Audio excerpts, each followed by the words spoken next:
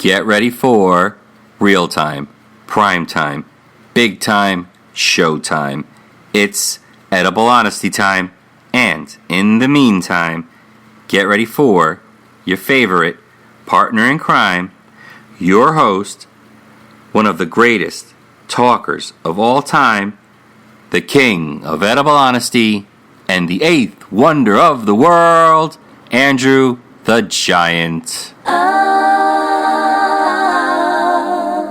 Hey, my, hot, rockin' American supermarket pie.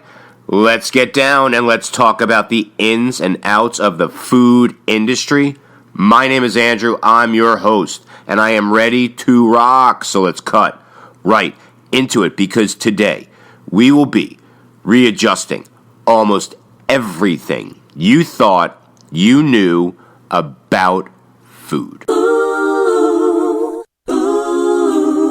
And for today's tasty episode, we will be discussing one of the greatest edible injustices ever to take place, and it's called the American supermarket. And it's gonna be awesome, baby. And to discuss the American supermarkets, I will be combining the philosophies of Albert Einstein, Marco Polo, Run DMC, D.H. Lawrence, President John Fitzgerald Kennedy, and John Blutarsky. So pass the beer nuts, Hillary, Norman Peterson, and let's re-explore the American supermarket. It's the Great Space Coaster. Get on board on the Great Space Coaster. We'll explore. Therefore, it's time to put out a new blueprint for the American supermarkets that is super easy to follow and even easier to run. And a federal mandate must be issued across the board to every grocer in America that prevents them from paying homage to edible pitfalls. And just so we are clear, a pitfall, by definition, is a hidden danger. And it was the late, great President JFK who said only an America which has fully educated its citizens is fully capable of perceiving the hidden dangers of the world in which we live. Now, that being said, almost every single edible item sitting on an American supermarket shelf is a hidden edible hazard waiting to manifest. Seriously, you don't believe me? Open something up. Go on, open it up and have a bite. Wait, isn't have a bite precisely what the evil queen said to Snow White? Ding, ding, ding, tell him what he wins, done. You win a super, extra shiny, poisonous American supermarket apple. Now, the name of the game is bobbing for poisonous American supermarket apples, but it should be how to finally make American supermarkets super. Right, Jimmy? Right, Lois? So, let's say, starting right now, all American supermarkets shall ensure that their consumers can only make dramatic pause. Better, healthier, more reasonable, more responsible choices without ever having to think about it. By carrying only healthier, more sustainable items like sticker-free, local, electric produce, harumph, harumph, harumph. And all American supermarkets are hereby mandated to limit the obvious ultra-highly processed foods made by science and all the other obesity-causing edible pitfalls that seem to litter every single American supermarket, aisle after aisle. So, with that in mind, Let's make American supermarkets way, way, way better. Heck, let's truly make them super. Now, in the early days, before the advent of the supermarket, food items and dry goods were painstakingly hand-collected item by item by an individual. However, that process was, to be quite honest, very expensive and also quite time-consuming, especially when you consider that every single individual item would be slowly, carefully, attentively, individually wrapped, while a simple trip to the butcher alone could take well over an hour and a half, which reminds me of what Marco Polo said to his wife upon returning from China. Hey, are you crazy? I just traveled 10,000 miles from China to get this spaghetti. You want me to go back for the meatballs? Back then, people had a shop at multiple stores, and they were all located in different locations. There was the greengrocer, the fishmonger, the butcher, the baker, the candlestick maker. He's a maker, a breaker, and a title taker, and kibitzing and socializing were a big part of the merchant consumer experience. But alas, over time, people lost their patience. Simply because shopping for groceries took almost all day, and then someone had to go home and unload the food, and then someone had to clean the food, and then someone had to prep the food, and then someone had to cook the food, and then someone had to clean the dishes. Most likely, the person who shopped, prepped, cooked, and cleaned. And good Lord, I feel like I'm dying. And there you have it, in a nutshell. That's why a cultural evolution of sorts occurred, and society was plagued with the supermarket. Wait, don't you mean blessed? No, I meant plagued. Now, by definition, a supermarket is a self-service shop offering a wide variety of food, beverages, and household products. It's organized into sections. The supermarket typically has aisles for meat, produce, dairy, baked goods, and even aisle spaces reserved for canned and packaged goods. Pretty good in theory, horrific in reality. So, what exactly are American supermarkets doing so horrifically wrong? Well, to answer that, let's start with a trip to the fresh and yummy produce aisle.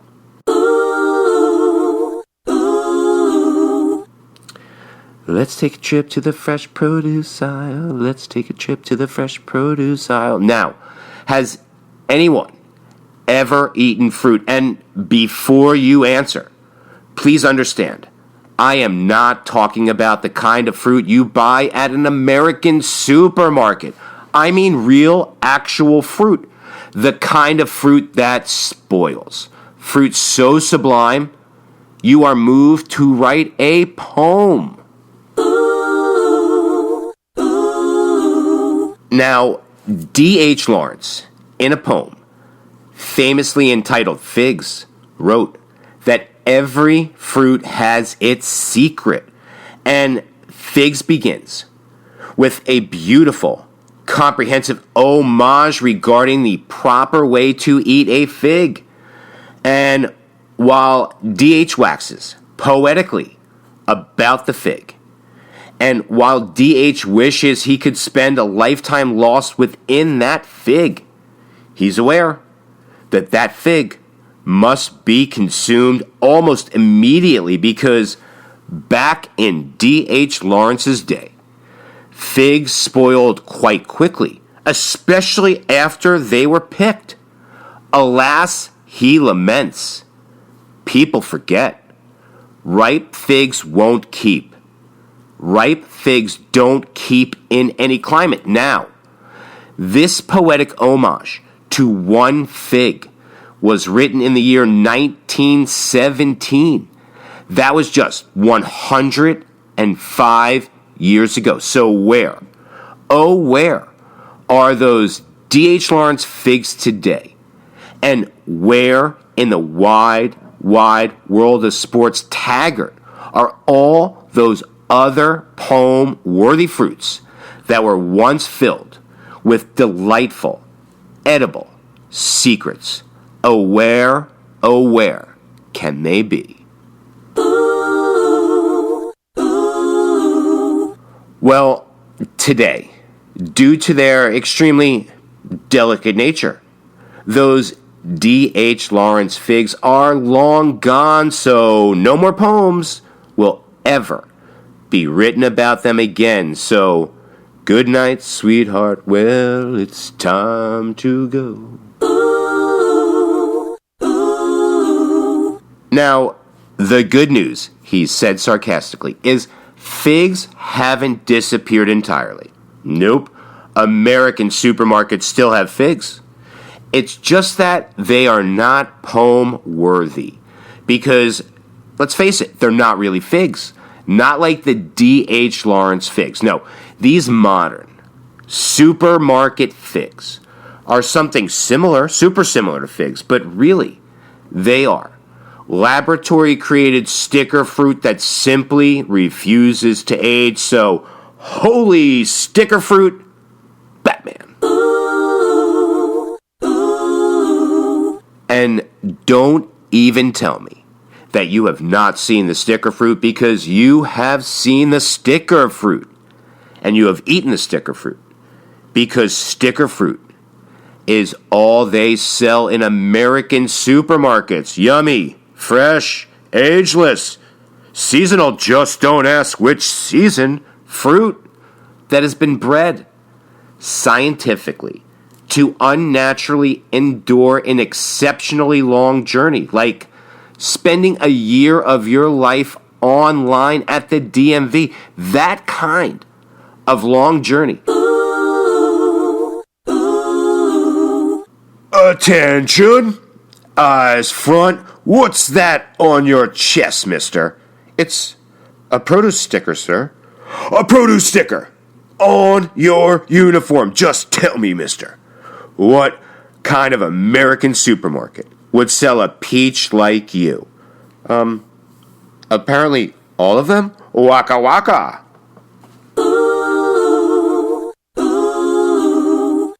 Now, everyone knows fruit is not supposed to survive for a few months after it's been picked. Everyone knows that. And yet, that is all everyone eats. Everyone eats fruit that was picked at least a few months ago. Or let's phrase this another way. Everyone eats super expired fruit. So, yummy, yummy, yummy, I got expired fruit in my tummy. And here's the truth. Super expired fruit is all the American supermarket shopper knows, because it never shows its age. And it's bigger, and it's shinier, and let's face it, everyone apparently loves an unusually large, shiny apple that shines bright like a diamond. Attention! Eyes front. What's that on your chest, mister? It's a produce sticker, sir? A produce sticker on your uniform. Just tell me, mister, what kind of American supermarket would sell an apple like you? Apparently all of them. Waka waka. And tell them the best part, Don. Any American supermarket shopper. can now take home a perfect piece of supersized supermarket super sticker fruit, or let's phrase it another way, special, bewitched, supermarket magic wishing apples where all your wishes come true.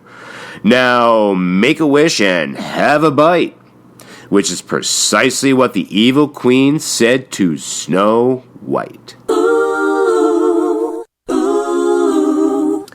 And speaking of evil queens, and speaking of shiny, poisonous apples, has anyone ever eaten a shiny, red, delicious American supermarket apple? Because just recently, the New York Apple Association said not to ever eat American supermarket apples because they are not apples. Now, I know what you're thinking. Okay. So what? So what's the big deal if a bunch of New York apple growers don't recognize the fruit that they grow? Something had to give to make room on the American supermarket produce shelves for those supersized, yeah, baby, super shiny, yeah, baby, super doped up, yeah, baby, supermarket, yeah, baby, red, delicious apples that never aged like Dorian Gray. Let's just simply call American supermarket fruit and its signature product, the red, delicious apple, the end of poem-worthy produce and the dawn of the sticker fruit. I don't know about you, but for me, it's very hard to enjoy a piece of fruit when it has its prisoner number emblazoned in bold ink right on the front of its chest. And you know the prisoner number. It's the sticker. The sticker that sits on every single piece of American supermarket frankenfruit. And they sit on every shelf of every American supermarket. Prisoner number 4015. Prisoner number 4011. Prisoner number 4238. I'd rather American supermarkets simply place a skull and crossbones sticker and just put on the front of every single piece of sticker fruit that sits in every single American supermarket, because, let's be candid, a skull and crossbones sticker would be way more accurate than prisoner number 4015. Now, I don't know about you, but for me, the frightening part about entering a supermarket and picking up, say, a peach is when I actually do. And it's because it's a different peach entirely. And what I mean by that is every single supermarket peach must endure an unnecessarily long and unnecessarily intensive process. And that process is required to get that peach from the farm, he snickered, to the supermarket. Because the reality is that every single supermarket peach is always picked way too early. And they are always picked when they are extra hard. And they are always picked as soon as there is a scintilla of color on them. Wham! They rip all of those undeveloped peaches right off the tree and quicker than you can say hi. And all of those undeveloped peaches are then immediately put on and in coffin-like carts.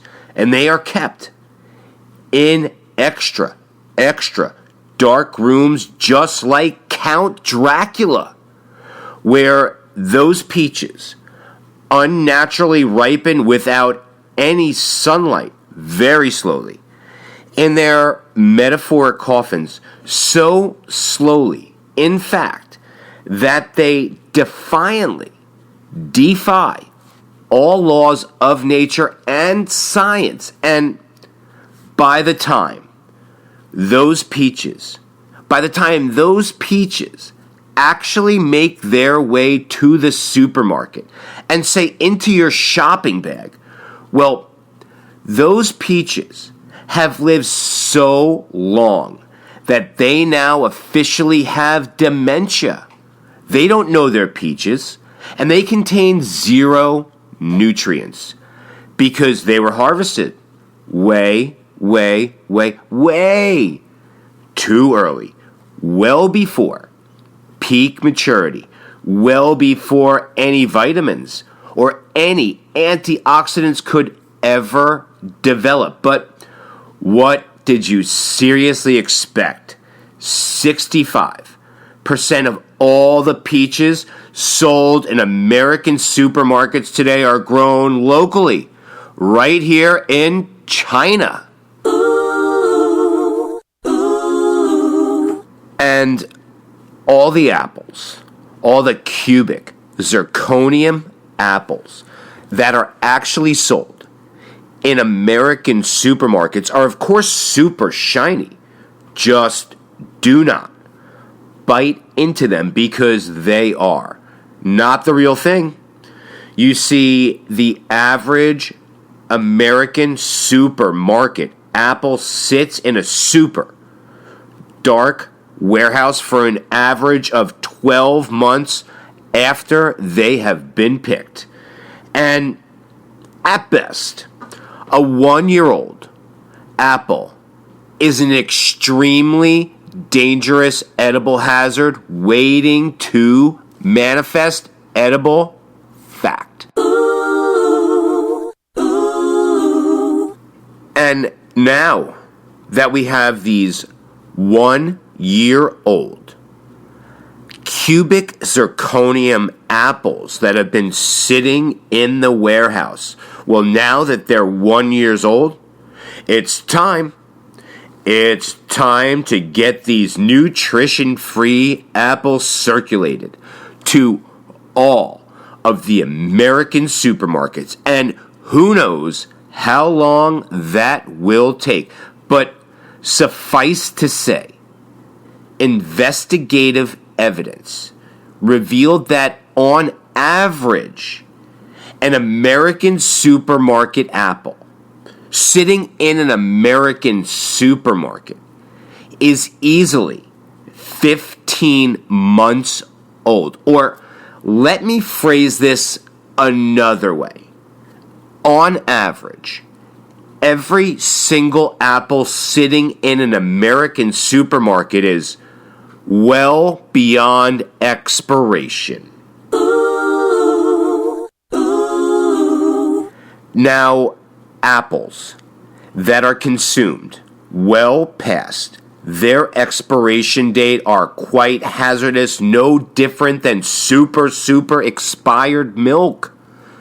Expired apples cause intense nausea, painful stomach cramps, severe diarrhea, severe vomiting, bleeding ulcers, and last but not least, eating expired apples greatly increases the risk of getting cancer, making it of paramount importance to know precisely when the supermarket apple you are about to consume was actually picked. Now, has anyone ever spent the evening wondering what made their stomach so violently ill? Was it perhaps the raw, warm oysters you had for breakfast? Or was it the half-price sushi you had for lunch? Or was it the all-you-can-eat raw chicken wings you had for dinner? Nope. It was your super expired supermarket apple. And my response to all of that is why welcome this edible hazard waiting to happen in the first place. We need a mandate, and it is really, really simple. A mandate for all American grocers that states, as of right now, all produce purchased for American supermarkets will only and always be fresh, local, organic, electric produce. It's precisely what Rose of the Golden Girls said, and I am paraphrasing. My mother always used to say, the older you get, the better you get, unless you're a banana. Which is why we need more farmers like my friend Goyo over at J Organics in Escondido right now. My friends, Goyo and his farm, that is the answer. That is what we need. We need real produce, real electric, organically grown, with lots of love, produce that you can feel surging through your body. And everything they grow there, from the moment they pick it to the moment it hits your table, it is never more than 3 days old. And believe me when I tell you something, produce that is never older than 3 days never needs to be refrigerated. And when I say that Goyo and his team is the answer, I mean they're the answer not only in the fact that they can provide every community with a model that they can employ to now get electric food into their diet, but also because of their model, now every community in the United States can be taken off of the electric grid and big time. Now, when supermarkets refrigerate their produce, what they do is they instantaneously alter the molecular structure of every single piece of fruit, rendering every single piece of fruit 100% nutrition free. And what's amazing to me is that American supermarkets dedicate over 70% of their electric usage to refrigerating produce. And for me, it's like, why are we paying so much money? And why are we wasting all of our resources refrigerating corpses? My name is Andrew. I thank you so much for listening. And to all my fans out there in San Francisco, let's get that city cleaned up and back to normal, baby. And I've been getting all your calls and your emails and your comments, and thank you. And do not stop writing me at info@ediblehonesty.com. And don't forget to give us a 5-star rating on Apple Podcast and Podchaser, and do not forget to subscribe. And no, I am not signed by any media outlet yet. And History Channel, Food Network, Cooking Channel, Comedy Central, Cartoon Network, whoever else, I'm available. So get in contact with me and let's work out a deal. And let's get Edible Honesty what it deserves, a syndicated platform. So get ready to tune in for the next episode for more edible honesty, same edible time, same edible station. Oh.